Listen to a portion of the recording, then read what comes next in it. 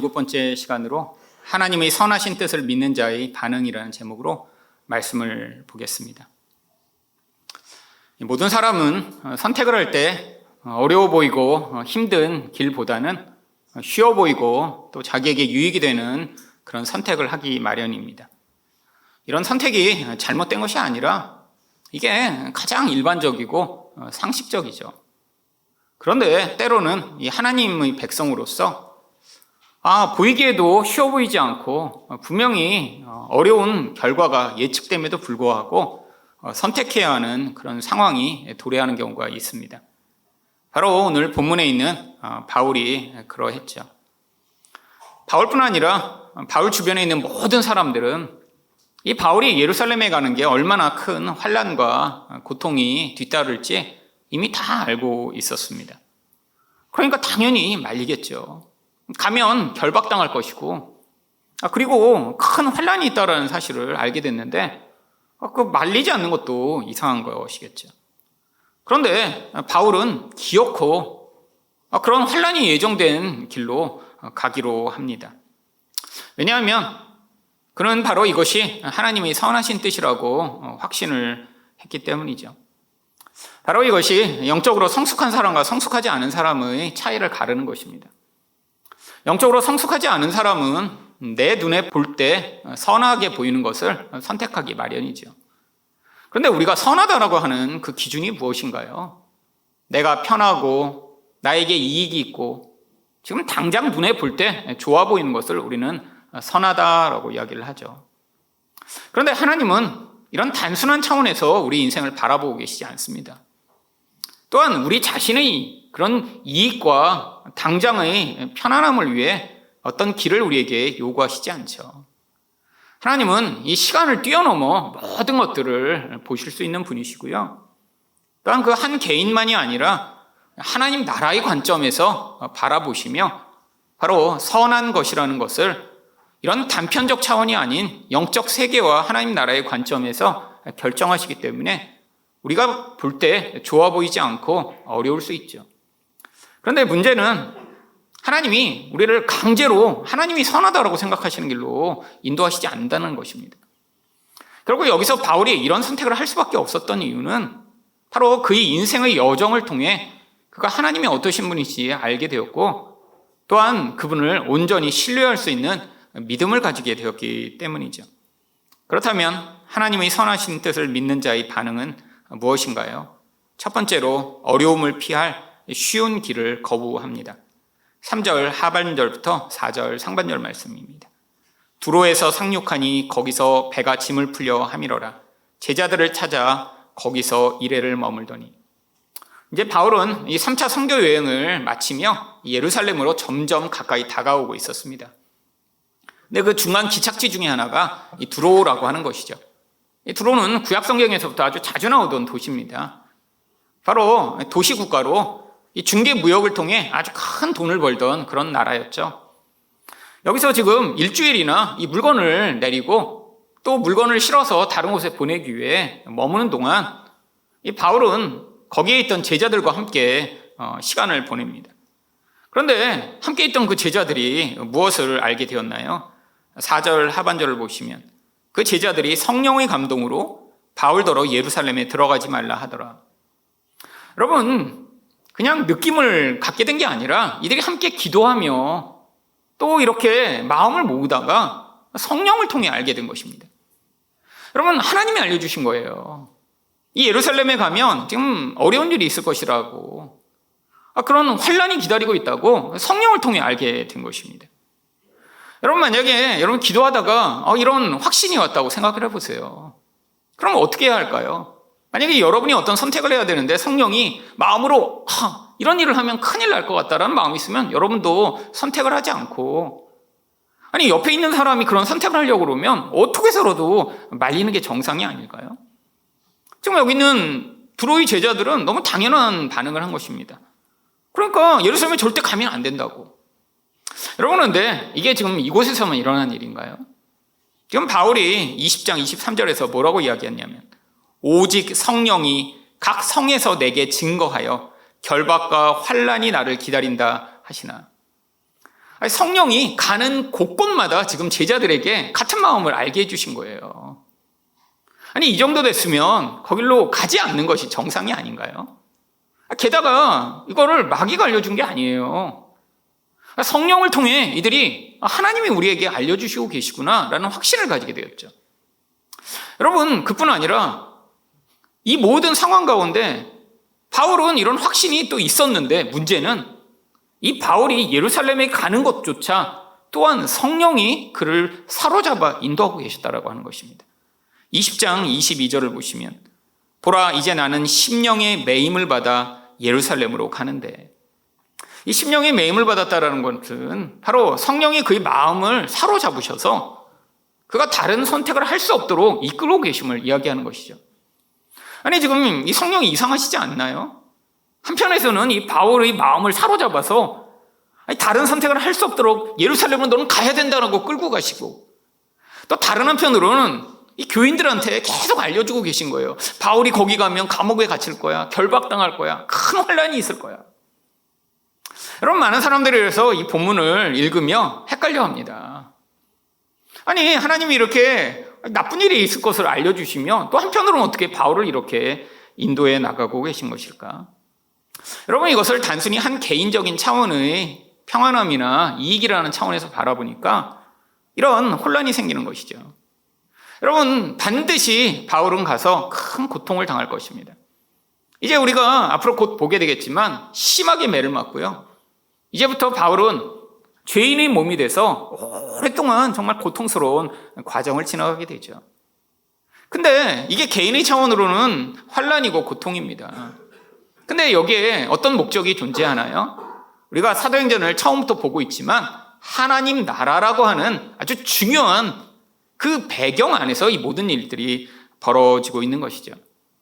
여러분, 하나님이 이렇게 교인들에게 미리 알려주신 목적은 그런 나쁜 일이 있을 것이니까 바울을 가지 말게 말리라라고 알려주신 것이 아니라 그들이 이 일에 동참하여 함께 기도하고 중보하도록 알려주신 것입니다. 여러분, 이게 교회가 존재하는 아주 중요한 목적이죠. 지금 이 바울이 예루살렘으로 가는 것은 성령이 인도하고 계시며 하나님이 뜻 가운데 있는 것입니다. 왜냐하면 바울은 이것이 하나님의 뜻을 이루는 하나님 나라의 확장의 아주 중요한 마지막 사역의 마무리라는 것을 확신하고 있었습니다. 그래서 그 확신에 따라 지금 가고 있는데, 지금 성령이 그것을 이 바울의 마음 가운데 주관하셔서 인도하시며 그 확신을 주고 계신 것이죠. 근데 성도들에게 그것들을 알려주심으로 말미암아 이 바울이 홀로 싸우기 어려운 이 어려운 싸움 가운데 낙담하지 아니하고 포기하지 아니하고 끝까지 그 하나님의 뜻을 이룰 수 있는 용기와 힘을 가질 수 있도록 함께 기도하도록 지금 이들을 초청하고 계신 것입니다. 여러분, 이런 일들이 아주 많이 있죠. 여러분, 심지어 예수님도 십자가에 달리시기 전에 겟세마네 동산에 가서 기도하시며 제자들을 그 기도의 자리로 초청하셨습니다. 여러분, 근데 그때 무슨 일이 벌어졌나요? 육신이 약하여 제자들이 기도하다 다 자버렸어요. 여러분, 예수님조차 그 십자가라고 하는 큰 사명을 앞두고 마음에 근심하고 내가 죽게 되었다라고 말씀하실 정도로 고통스러워서 제자들이 함께 동참하여 기도하기를 요청하신 것이죠. 여러분, 그때 근데 꼭 필요한 게 무엇이었나요? 함께하는 기도입니다. 여러분, 때로는 이런 어려운 상황 가운데 있을 때 정말 이 기도의 힘을 강력하게 필요한 때가 있습니다. 여러분, 이런 어려운 상황을 지나가는 사람의 그 마음에는, 여러분, 밖에서 볼 땐 저 사람이 굉장히 믿음이 좋으니까 저런 일들을 하지 라고 하겠지만 그 과정 가운데는 치러야 될 대가가 있고 싸워야 될 아주 심각한 내적 싸움들이 존재하죠. 여러분, 거기서 꼭 필요한 게 바로 이런 성도들의 기도와 연합된 마음입니다. 여러분, 저도 오랫동안 어려운 과정들을 지나가며 때로는 제 안에 깊은 회의와 두려움에 사로잡힐 때가 있었습니다. 근데 그때 내가 이렇게 홀로 이렇게 기도하고 홀로 싸우는 이 싸움 가운데 누군가 나를 붙들어주고 함께 해주면 좋겠다는 마음이 있을 때가 있었어요. 미국에서도 너무 어느 날 낙심이 되고 정말 이 어려움이 끝날까? 정말 내가 여기를 마치고 한국에 돌아갈 수는 있을 것인가? 가끔씩 그런 회의와 두려움이 찾아올 때가 있죠. 그래서 너무 낙심됐는데 그때 한국에 계시던 어떤 권사님이 전화를 하셨어요. 그리고 정말 우리 목사님 위해 내가 계속 기도하고 있다고 하나님이 마음을 주신대요. 기도할 마음을. 그러더니 대부분 여러분 저는 목사고 대부분 목사가 아닌 분들이 대부분 제가 기도하고 끝나거든요. 그럼 우리 제가 기도할까요? 그러고 끝나는데 이분은 목사님 제가 기도해 드릴게요. 권사님이 기도를 해 주시는 거예요. 근데 그분이 평소에 기도하시던 그 마음을 담아 기도를 해 주시는데 정말 제 마음에 내가 정말 광야에 혼자 걸어가는 게 아니구나. 내가 너무 고통스럽고 힘들고 두려워할 때 이렇게 어쩌면 나랑 아무런 관계가 없는 그런 분까지도 하나님이 마음을 주셔서 정말 내가 거기서 포기하지 아니하도록 함께하고 계시구나. 여러분 얼마나 큰 위로를 받았는지 모릅니다. 여러분 하나님이 어떤 사람은 바울처럼 이런 특별한 선봉의 자리에 세우시는 사람이 있어요. 그럼 모두가 다 바울처럼 살 수는 없잖아요. 근데 하나님이 이 하나님 나라의 그 상황에 대해 사람들에게 알려주시며 또 공유하게 하시는 그 중요한 목적 중에 하나가 그런 선봉에 서 있는 그 한 사람만 열심히 싸우고 너희들은 뒤에서 구경하는 구경꾼이 되라라고 하시는 것이 아니라 함께 그 상황을 마음에 품고 바로 그 하나님 나라의 가장 중요한 일 중에 하나인 기도에 동참함으로 함께 그 하나님 나라의 확장에 참여하는 자가 되도록 우리를 부르고 계신 것입니다. 여러분 그래서 지금 성도들에게 계속 알려주고 계신 거예요. 그 길을 막고 포기하라고 알려주신 게 아니라요. 여러분 근데 이게 계속됩니다. 8절을 보시면 이튿날 떠나 가이사라에 이르러 7 집사 중 하나인 전도자 빌립의 집에 들어가서 머무르니라. 이 빌립은 이 초대교회에 세워진 아주 유명한 집사죠. 근데 이 가이사라라고 하는 곳도 이 두로의 남쪽에 있는 바로 이 항구 도시입니다. 지금 배가 그 다음에 이제 가이사라에 머물렀더니 거기 있는 이 빌립 집사의 집에 간 거예요. 근데 이분이 초대교회에 워낙 영향력도 있고 유명하니까 아마 많은 기독교인들이 교류를 했던 것 같습니다. 그 집에 또 아가보라고 하는 한 선지자가 찾아와요. 10절과 11절 말씀입니다. 여러 날 머물러 있더니 아가보라 하는 한 선지자가 유대로부터 내려와 우리에게 와서 바울이 띠를 가져다가 자기 수족을 잡아매고 말하기를 성령이 말씀하시되 예루살렘에서 유대인들이 이같이 이 띠 임자를 결박하여 이방인의 손에 넘겨주리라 하거늘. 여러분 얼마나 상세한 그런 말씀인가요? 단순히 가면 환란이 기다릴 것이다가 아니라 이 띠도 가져다가 이거 묶은 다음에 결국 이렇게 이방에 끌려가 죄수가 될 것이라는 사실을 상생하게 보여줍니다. 그러니까 또 거기 모여있던 기독교인들이 바울에게 뭐라고 얘기했나요? 12절 말씀입니다. 우리가 그 말을 듣고 그곳 사람들과 더불어 바울에게 예루살렘으로 올라가지 말라 권하니. 여러분 이건 너무 당연한 일이죠. 여기 우리라고 이야기한 것은 지금 이 사도행전을 쓰고 있는 누가도 거기 포함된 것입니다. 지금 이 바울과 10년 넘게 같이 선교여행을 같이 했어요. 그러니까 이 바울에 대한 사랑과 애틋한 마음이 훨씬 더 크겠죠. 근데 그러니까 이런 상황들이 반복되니까 누가까지도 절대 가지 말자고 지금 계속 이야기하고 있는 것이죠. 근데 이 바울이 어떤 확신을 가지고 있었나요? 13절을 보시면 바울이 대답하되 여러분이 어찌하여 울어 내 마음을 상하게 하느냐. 나는 주 예수 이름을 위하여 결박당할 뿐 아니라 예루살렘에서 죽을 것도 각오했느라. 여러분 어떻게 보면 너무 무모한 것입니다. 아니 더 귀하게 사용받을 수 있는 이 바울이 난 가서 죽을 수도 있어. 괜찮아. 울지 마. 이게 나에게 하나님이 주신 사명이야라고 이야기를 하죠. 근데 바울이 왜 이렇게 생각했는지 에베소 장로들에게 이야기한 사도행전 20장 24절에 조금 더 구체적으로 나옵니다. 나의 달려갈 길과 주 예수께 받은 사명 곧 하나님의 은혜의 복음 증거하는 일을 마치려 하면은. 지금 바울은 이미 당시에 알려진 온 세계라고 불리는 지금의 터키 또 로마의 지역에 있는 그 모든 것을 돌아다니며 복음을 전했습니다. 근데 지금 바울이 마음의 마지막 사명이라고 가지고 있는 게 무엇이냐면, 이렇게 이방인들에게는 엄청나게 열심히 복음을 전했는데 실제로 자기 동족들한테는 그 기회가 없었던 거예요. 그러니까 이 바울의 마음에는 내가 이렇게까지 이방인들을 구원하기 위해 애썼는데 이 하나님의 말씀을 받았던 유대인들에게 이 복음을 마지막으로 정말 전해 내가 내 생명을 바쳐서라도 그들을 구원하는 게 하나님이 나에게 마지막으로 주신 사명이 아닐까? 지금 그 마음을 품고 있는 거예요.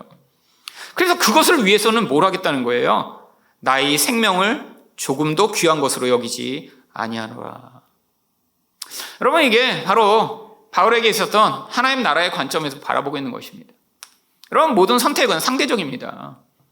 지금 바울에게는 내 생명, 모든 사람들이 가장 귀한 것이라고 여기는 생명보다 이 하나님 나라를 자기가 전달함으로 말미암아 지금 여태까지는 모르는 사람들한테 막 전했어요.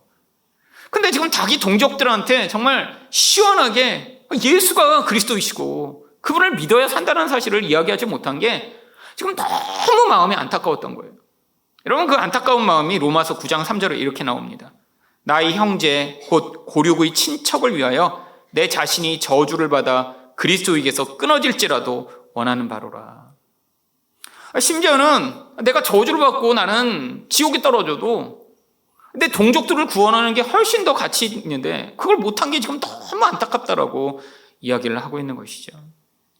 여러분, 결국 이 바울의 마음에는 결국 이 하나님 나라의 관점에서 그의 인생, 그의 생명, 그의 모든 것들을 판단하면서 결국 그 하나님 나라의 복음을 전하는 일이 그를 사로잡았기 때문에 기꺼이 자기 생명과 편안함을 내려놓을 수 있었던 것이죠. 여러분, 많은 사람들은 자기가 인생의 주인이며 자기 중심적으로 살아가기 때문에 그 관점으로 인생의 모든 것들을 선택하는 경우가 아주 많이 있습니다. 여러분, 그런데 이게 우리가 볼 때는 좋아 보이지만 정말로 궁극적으로 좋은 결과를 남기나요?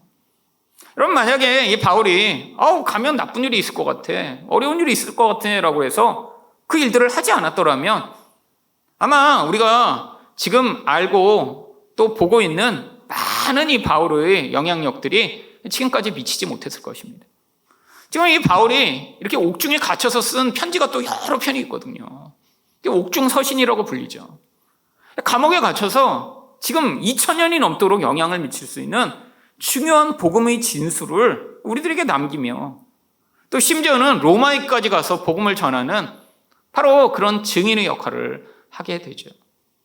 여러분, 우리 인생 마찬가지입니다.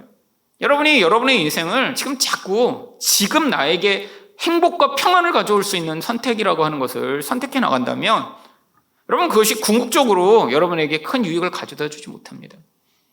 여러분, 인생은 자꾸 지금 나밖에 보지를 못해요. 여러분, 하루 앞을 알 수 있나요? 아니, 우리가 정말 1년으로 알 수 있다면 그런 선택을 하지 않을 게 얼마나 많은가요? 여러분, 저도 가끔 그런 생각합니다. 옛날에 얼마나 미련한 선택을 많이 했던가. 근데 다행히 그 수없이 많은 미련하고 바보 같은 선택에도 불구하고 하나님이 제 인생을 그런 망가지는 결과로 가도록 허용하시지 않고 중간에 때로는 막으시고 하나님의 뜻 가운데 선한 길로 인도하셔서 여기에 이르게 하셨죠. 여러분, 제 인생에서 아주 중요한 결정마다 그랬습니다. 여러분, 인생의 많은 부분들이 하나님이 필요 없는 부분은 개입하셔서 못 가게 하시고 어떤 부분에서 가게 만드시고 여러분, 그렇다고 항상 쉽고 편한 길만 인도하시나요? 아닙니다. 여러분, 만약에 하나님이 제 인생에 개입해 오셨지 않았더라면 사실은 결혼도 다른 여자랑 했을 수도 있고요. 아니면 인생의 길이 전부 완전히 달라졌겠죠. 여러분, 제가 거기서 눈에 당장 보일 때 나는 인류학했으니까 난 선교 인류학할까? 그래서 내가 좋아 보이는 길로 선택하고 나갔다면 아마 저는 지금 전혀 다른 길에 서 있을 것입니다. 그런데 제가 지금 이 나이가 돼서 제 인생의 여정을 돌아보니 하나님이 때로는 어떤 길을 막으시고 때로는 어떤 길은 너무 힘들고 고통스러운데 가도록 허용하시고 그래서 하나님의 개입 가운데 제 인생이 있었더니 지금의 제 인생을 돌아보니까 하나님이 내 인생에 개입하신 그 모든 것이 너무 선하고 아름답다라는 생각이 드는 거예요. 만약에 늘 내가 좋아 보이는 길로 선택했는데 하나님이 개입이 없었어요, 늘. 그래서 뭐 이거 하는데 그냥 선택하고 저거 하는데 선택하고 그렇게 해서 제 인생이 흘러갔다면 아마 저는 지금 제가 가장 기쁘게 생각하고 또 가장 나는 이것으로 왜 존재하는구나라고 느끼는 그 모든 일들을 하지 못하고 있겠죠. 여러분, 저는 지금 와서 보니까 정말 말씀을 연구하고 그것들을 가르치고 그래서 사람들이 교회도 오래 다니고 또 확신하다고 믿고 있던 것이 얼마나 잘못된 것인가 바른 방향으로 가르쳐 정말로 처음에는 조금 다른 것 같았지만 그냥 놔뒀을 때 얼마나 큰 차이를 가져올 수 있지만 그 바른 길로 사람들을 가르치고 인도하여 정말 성경이 이야기하는 이 복음의 길 가운데 사람들을 세워나가는 일이 얼마나 귀하고 놀라운 것인가 정말 발견하고 있습니다. 특히 목회자들을 가르치며 정말 어떻게 이들이 이런 생각을 하고 있었을까? 근데 저도 옛날에 그렇게 똑같이 생각했어요. 시간이 지났기 때문에 바뀐 게 아니라 그런 누군가 그런 바른 길을 제시하지 않고는 그냥 늘 옛날 사람들이 하던 대로 그냥 성경도 똑같이 보고 답습하고 있는 거죠. 근데 그들에게 어떤 새로운 길을 제시하는 그 역할을 하나님이 맡겨주시고 그 일들을 할 수 있도록 은혜를 베푸시는 것 얼마나 감사한지 모릅니다. 여러분, 우리는 늘 볼 때 내 단편적인 생각으로 내 인생도 생각하고 다른 사람도 생각해요. 여러분, 이게 집착이 되고 여러분 다른 사람의 길을 막고 어쩌면 자기도 불행하게 만드는 요인이 되죠.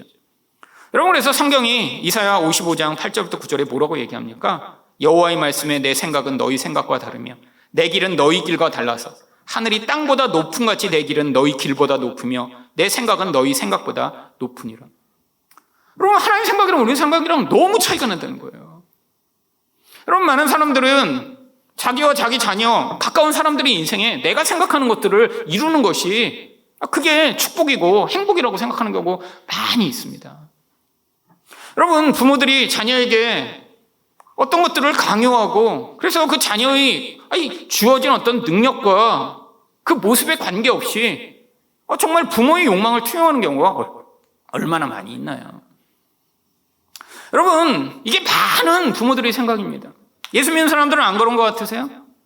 사실 저희가 지금 11년째 후원하고 있는 우리 장바울 선교사님, 여러분, 사실 제가 예전에 사역하던 교회에서 이분을 처음에 딱 사실은 보고 굉장히 마음에 들었습니다. 왜 들었냐면 너무 훈남인데다가 키가 컸어요. 제가 이렇게 키 큰 사람에 대한 열등감도 있지만 지금은 없습니다. 지금은 없어요. 근데 옛날에는 또 이렇게 키도 큰데 사람도 또 잘생기고 아주 호감형이에요. 근데 또 사역도 너무 잘하는 거예요. 그래갖고 제가 그때 내가 우리 부서를 그만두면 저분을 불러다가 우리 부서에 좀 다음 목사님으로 맡기면 좋겠다 이런 마음을 이제 보면서 계속 했었어요. 근데 정말로 제가 이제 그만두게 됐잖아요. 그래서 당장 찾아가갖고 그 다른 부서 이제 파트타임 목사님이었는데 가서 얘기했습니다. 그 목사님, 그 전도사님이었죠. 그때 전도사님 이렇게 대학부 사역 해볼 마음이 없냐고. 그랬더니 있대요. 그러면 제 뒤로 이렇게 오시면 좋겠다고. 근데 우리 부서의 전체 대학부 담당 목사가 안 된다는 거예요. 대학부 사역 경험이 없고 딴 데서 데리고 오지 않고 부서 내에 있는 사람으로 좀 하죠. 그래서 제가 그 사람이랑 며칠을 싸웠습니다. 왜냐하면 이 장 목사님이 너무 제가 볼 때 좋아 보였거든요. 그리고 이분이 열정이 있어요. 나중에 알고 보니까 너무 열정이 넘쳐갖고 사실 저는 뭘 안 하거든요. 그렇잖아요. 저희 교회 안 하잖아요. 이 목사님 막 열정이 넘치니까 이 부서에 와서 너무 많은 일을 한 거예요. 너무 많은. 그래서 애들이 다 죽었더라고요. 그러니까 간사들이 다 도망가고 싶어하고 막. 근데 제가 이제 그것도 너무 좋아 보였어요. 나는 이렇게 열정이 없는데 저분은 저렇게 막 에너지 넘치고 막 에너지 있게 생겼죠. 그래서 그걸 싸워갖고 그분을 모셔왔어요. 그러고 나중에 이제 계속 교제하고 그랬는데 사실 저희 교회를 개척하면서 이분을 후원해야겠다라는 마음이 제 안에 강하게 들었습니다. 단순히 제 뒤에 맡아서 제 부서를 맡아 사역했던 목사가 아니라 이분이 정말 이런 하나님 나라의 선택을 위해 어떤 희생을 치루었는지 제가 알게 되었기 때문이에요. 여러분, 이 장바울 선교사님 아버님도 목사님이십니다. 그래서 목회를 오래 하시고요. 중형 교회를 이루셨어요. 근데 아들이 어느 날 갑자기 선교를 가겠다고 한 거예요. 이 아버지가 절대 안 된다 막기 시작하셨습니다. 왠지 아세요? 물론 자기 교회를 물려주려고 하신 건 아니에요. 근데 그 아버지 또래분이 다 목사님이잖아요. 그러니까 이 장바울 선교사님을 보고 주변에 많은 목사님들이 저 목사 우리 교회에 불러와서 후계자 시키면 좋겠는데, 이런 분들이 수없이 많았던 거예요. 수없이. 그리고 이 아버지한테 연락해서 그 아들만 우리 교회 보내면 정말 이 교회에 내가 물려줘서 정말 여기 목회 잘할 것 같다. 왜냐하면 다른 사람 보기에도 좋아 보이잖아요. 그렇잖아요. 아니, 이분은 정말 외모만 훈훈한 게 아니라 사역도 되게 잘하셨어요. 그러니까 주변 사람이 볼 때 그런 거예요. 그러니까 아버지가 당연하게 우리 교회는 물려줄 수 없지만 주변에 친구 목사님들 보니까 좋은 교회들이 많은 거예요. 후계자들을 다 구해요. 비슷한 또래니까. 그 아버지도 은퇴 바로 전이었거든요. 그래갖고 보내려고 하고 있는데 아들이 갑자기 이슬람 선교하겠다고 나가겠다고 한 거예요. 몇 날 며칠을 계속 싸우셨답니다. 여러분, 결국 아들이 이겼어요. 왜? 자기가 볼 때 그게 쉬운 길인 것 같아요. 남이 다 일구어놓은 그런 좋은 교회. 근데 그게 자기 사명이 아니라는 걸 깨달았어요. 새로운 곳에 가서 개척하고 새로운 곳에 일구어, 그게 자기 마음에 하나님이 오래전부터 주신 마음인데, 아무것도 없는 곳에 가서 새로운 걸 이루는 게 이게 하나님 마음인데, 내가 저 편한 거를 받는 것보다 이게 하나님의 뜻이라는 결정을 내리고 아버지한테 나가겠다고 나가신 거예요. 여러분, 그 아버지가 얼마나 실망하시고 화가 나셨는지 10년 동안 선교지를 한 번도 안 오셨답니다. 왜냐하면 너무 화가 나시는 거예요. 그게 10년 만에 처음 오셨다고 그러더라고요. 10년 만에. 여러분, 근데 그 사모님도 또 대단하세요. 사실 그 사모님은 그 옛날 교회에 아주 큰 병원을 하시는 사실 장로님 딸이었습니다. 어려서부터 엄청나게 사실 어려움 없이 편안하게 살았어요. 그리고 이 목사님이랑 결혼한 이유도, 이 목사님이 그때 큰 교회에 이런 부목사고 그러니까 뭐 이분은 그냥 한국에서 사역 이렇게 해갖고 나중에 되겠구나 이렇게 생각해 결혼했지 해외로 나갈 생각을 해본 적이 없는 거예요. 근데 갑자기 결혼했는데 몇 년 지나자마자 나는 하나님이 선교사로 부르셨어. 그리고 이슬람을 위해 나갈 거야 이러니까 이 사모님도 멘붕이 오신 거예요. 근데 이 사모님도 기도하다가 어려운 결정을 하고 내가 소명을 받지는 않았지만 내 남편을 향해 하나님이 이렇게 강력한 소명을 주셨다면 그게 하나님 뜻이려니 해서 같이 순종해 나가신 거예요. 여러분, 이거 쉬운 결정 아닙니다. 제 주변에 있는 목회자 중에는 사모님이 너무 반대해서 선교 소명을 받는데 포기한 목사님 여러 명 있어요. 심지어는 선교 나갔다가 그만두고 들어온 목사님도 압니다. 사모님이 난 죽어도 적응 안 된다고. 여러분, 또 주변에서 너무 말려서 어려운 결정을 하고 결국 나가기로 했다 못 나간 분도 있고요. 여러분, 그게 인간적인 선택 아닌가요? 그게 잘못된 건가요? 아니에요. 우리 안에 이렇게 강력한 하나님의 부르심에 사로잡히지 않으면 당장 눈앞에 보이는 좋아 보이고 쉬운 길을 우리는 자연스럽게 선택하게 되어 있습니다. 선교사님이 이런 결정을 하신 걸 제가 보고 이분이 다른 부분은 잘 몰라요. 잘생기고 키 큰 거 그건 압니다. 근데 다른 건 몰라요. 근데도 이런 선택을 할 수 있는 사람이라면 우리가 같이 동역하여 함께 할 수 있겠다는 마음을 가지고, 그래서 우리 교회 첫 번 후원 선교사로 우리가 영입을 해서 여태까지 11년째 지금 후원하고 있는 것입니다. 여러분의 인생에 결정의 중요한 결정은 무엇인가요? 여러분이 가장 좋아 보이는 것이라고 늘 선택하고 있는데 그게 정말 가장 좋은 결과를 남기고 있나요? 돌아보면 얼마나 많이 후회되세요? 그때로 돌아갈 수 있으면 아마 많은 분들이 그러면 아마 결혼 안 하셨겠죠? 많은 분들이 과거로 돌아가 보면 이렇게 고생시키는 자식 안 낳고 나니 그냥 무자식의 상팔자다 이런 사람 되게 많을 거예요. 여러분, 인생에 얼마나 많은 부분이 내가 가장 좋은 거라고 선택했는데 결국은 그게 어려운 과정을 가게 만드나요? 여러분, 그래서 하나님께 맡겨야 합니다. 하나님의 선택이 우리 인생을 주관하여 더 큰 하나님 나라의 목적에서 우리가 선택해 나가야 그 과정 가운데 돌아보면 우리 인생을 지금 당장이 아니라 다면적으로 알고 계시는 우리 하나님이 우리 인생을 인도하시며 가장 선한 결정을 행해 나갈 수 있도록 이끄시는 그 은혜를 누릴 수 있죠. 여러분의 인생 가운데 선택의 기준은 무엇인가요? 당장 좋아보는 것인가요? 아니면 하나님 나라인가요? 하나님 나라의 기준이 여러분의 인생의 선택의 기준이 되어 하나님의 뜻을 이루는 인생 되시기를 축원드립니다. 두 번째로 하나님의 선하신 뜻을 믿는 자의 반응은 무엇인가요? 중요한 목적을 위해 본질이 아닌 것은 양보합니다. 17절 말씀입니다. 예루살렘에 이르니 형제들이 우리를 기꺼이 영접하고는 드디어 예루살렘에 도착했습니다. 그리고 그 예루살렘 교회를 만나 바울이 제일 먼저 한 일은 19절처럼 바울이 문안하고 하나님이 자기의 사역으로 말미암아 이방 가운데서 하신 일을 낱낱이 말하니 선교 보고한 거죠. 이 예루살렘 교회가 제일 모체가 되는 교회니까 가서 10년 동안 하나님이 얼마나 이방에 놀라운 일을 하셨는지 이야기를 했습니다. 여러분, 근데 지금 이 예루살렘 교회는 이 바울이 얼마나 놀라운 일을 했는지 지금 듣는 것보다 이 예루살렘 교인들의 마음에 제일 중요한 일은 뭐냐면 지금 이 바울 때문에 난리가 났는데 이걸 어떻게 처리할까가 지금 너무 고민이 된 거예요. 이방에 가서 영향력이 컸으면 컸을수록 무슨 일이 벌어졌나요? 이 바울이 이단적인 사상을 전파하여 지금 모든 유대인들에게 미움이 되어 정말 이 예루살렘 교회까지도 지금 붕괴될 심각한 상황이 있는 거예요. 그래서 20절과 21절에 결국 이들이 무슨 이야기를 하나요? 그들이 듣고 하나님께 영광을 돌리고 바울더러 이르되 형제여 그대도 보는 바에 유대인 중에 믿는 자 수만 명이 있으니 다 율법에 열심히 있는 자라. 지금 율법에 열심을 가진 수만 명이 있는데 이들이 정말 지금 문제인데 그래서 뭐라고 그래요? 내가 이방에 있는 모든 윤회를 가르치되 모세를 배반하고 아들들에게 할례를 행하지 말고 또 관습을 지키지 말라 함을 그들이 들었도다.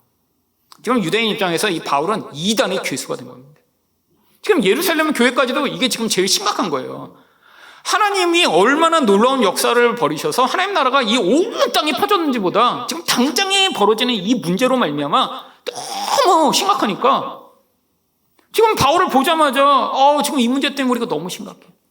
여러분, 그래서 그들이 제안한 게 무엇인가요? 22절부터 24절을 보시면 그러면 어찌할꼬 그들이 필연 그대가 온 것을 들으리니 우리가 말하는 이대로 하라. 서운한 네 사람이 우리에게 있으니.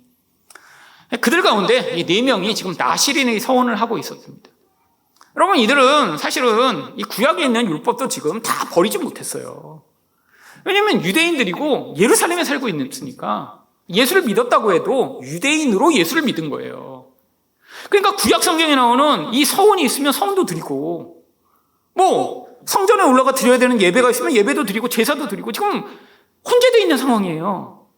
그 중에 있는 이 나시린 서원을 한 4명과 함께 뭘 하라고 하냐면 24절을 보시면 그들을 데리고 함께 결례를 행하고, 이 결례라는 건 나시린의 정결 예식을 의미합니다.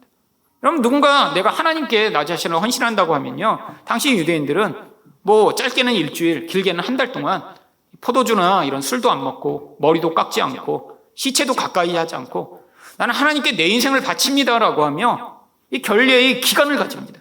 정결케 하는 기간이에요. 근데 이들과 함께 가서 그 정결 의식에 참여하라는 거예요. 왜? 구약의 나시린 이런 정결 예식에 참여하는 것 자체가 이 바울에게 나는 율법을 무시하는 사람이 아닙니다라고 보여줄 수 있는 기회니까요. 게다가 한 가지를 더 요구합니다. 비용을 내어 머리를 깎게 하라. 사실 나중에 이제 머리를 깎는데 또 한 달, 2달 머리를 길잖아요. 그럼 그걸 깎아야 되는데 이걸 단순히 기르니까 깎는 게 아니라 그 나시린의 기간 동안 길었던 머리를 잘라서 그걸 제단에 불태워 나의 옛사람을 이렇게 태워버립니다. 그리고 나의 새사람은 하나님께 헌신합니다라는 것을 이렇게 제사의식에 돈을 내야 되는 거예요. 그거를 또 바울 보더러 돈을 내라고 그래요. 왜? 당시에 이렇게 이 나시린의 의례에 돈을 내는 사람은 내가 율법을 수호하고자 열심히 했습니다. 이들이 이렇게 하나님께 헌신하는 일에 내가 돈을 바쳐서라도 이렇게 헌신자를 많이 만들어내겠습니다라는 이런 강렬한 열망이 있는 사람만 이 일을 해서 바울더러 네가 이렇게 율법에 열심히 있는 것처럼 보여 라고 얘기한 거죠. 그러니까 그들이 왜 이 일을 요구했는지 그 다음에 나옵니다. 그러면 모든 사람이 그대에 대하여 들은 것이 사실이 아니고 그대도 율법을 지켜 행하는 줄로 알 것이라. 여러분, 바울은 이제까지 이방에 가서 전도하면서 이런 거 다 소용없다고 얘기하던 사람이에요. 여러분, 바울 사신 보세요. 율법은 뭐예요? 그들을 얼마나 율법으로는 구원받을 수 없는지를 가르치던 초등교사와 같다라고 얘기를 하죠. 율법으로는 우리가 의롭게 될 수 없다라고 성경에서 계속 바울이 쓴 거예요. 근데 이 율법으로 다시 돌아가 그 율법을 행하래요. 그리고 율법을 지키는 자처럼 행하래요. 여러분, 바울이 어떻게 했나요? 26절을 보시면 바울이 이 사람들을 데리고 이튿날 그들과 함께 결례를 행하고 성전에 들어가 각 사람을 위하여 제사 드릴 때까지 결례 기간이 만기된 것을 신고하니라.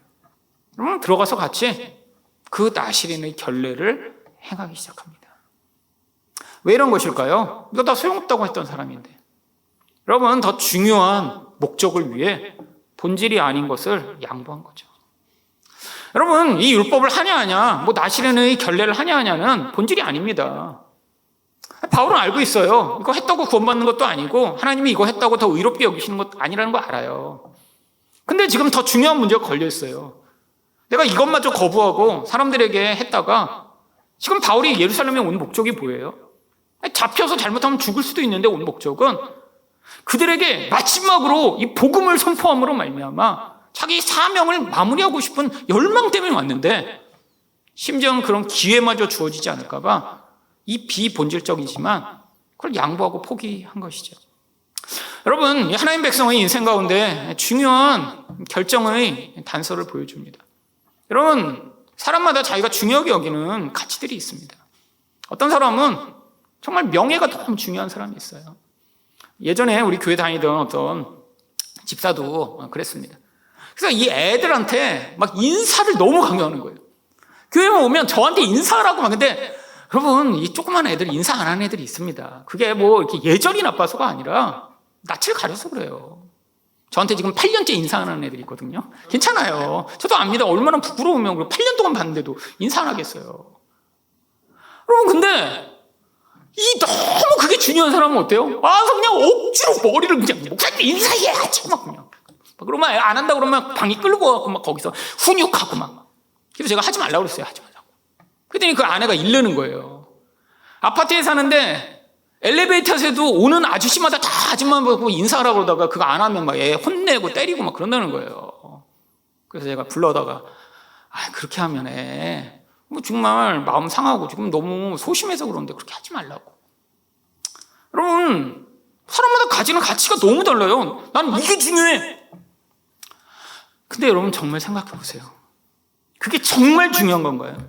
이 하나님 나라의 이 복음의 가치보다 중요한가요? 여러분, 우리는 많은 사람들에게 내가 중요하다고 여기는 것을 강요하고 때로는 그것들을 이루고 내 인생조차 내가 중요한 것을 위해 살아가는 경우가 너무 많습니다. 여러분, 내가 그게 진짜 본질적인 것인가 고민해야 돼요. 진짜로 하나님 나라의 관점에서 그게 내가 생명을 내걸고 고수해야 되는 것인가? 아니면 때로는 나의 체면, 나의 가치, 내가 중요하고도 여기는 어떤 없어져도 되고 중요하지 않은 것을 위해 나는 몸부림치고 있는 것은 아닌가? 여러분, 때로는 하나님이 우리 인생 가운데 그런 선택을 할 기회를 주십니다. 정말 중요한 가치를 위해 여러분은 선택하고 계신가요? 아니면 비본질적인 것인데 그거를 붙들고 끝까지 유지하기 위해 애쓰고 계신 것이 아닌가요? 여러분이 정말 하나님 나라의 가치를 위해 살아간다면, 특별히 가장 가까운 사람들에게 여러분을 통해 복음의 능력과 영향력이 미쳐야 한다면, 여러분 중요하지 않은 것들은 여러분 포기하고 내려놓을 수 있어야 돼요. 여러분의 가족을 위해, 여러분이 구원을 위해 애쓰고 계신가요? 믿음으로 성장하기를 열망하고 기도하고 계신가요? 그렇다면 비본질적인 건 내려놓고 더 중요한 가치를 그가 얻을 수 있도록 여러분이 희생하고 헌신하셔야죠. 여러분, 우리 인생의 어떤 가치로 우리가 살아가느냐가 결국 어떤 열매를 맺는 사람이 되냐가 달라집니다. 여러분 인생은 어떤 가치를 선택하고 계신가요? 바울처럼 때로는 고난의 길이어도 선택할 수 있고, 때로는 이렇게 지금 하지 않아도 되는 불필요한 것들을 선택하여 양보하는 것처럼 보이는 이 모든 모습이 바로 하나님의 선하신 뜻을 믿는 자의 반응인 것입니다. 이런 믿음의 반응으로 선택하는 여러분 되시기를 축원드립니다.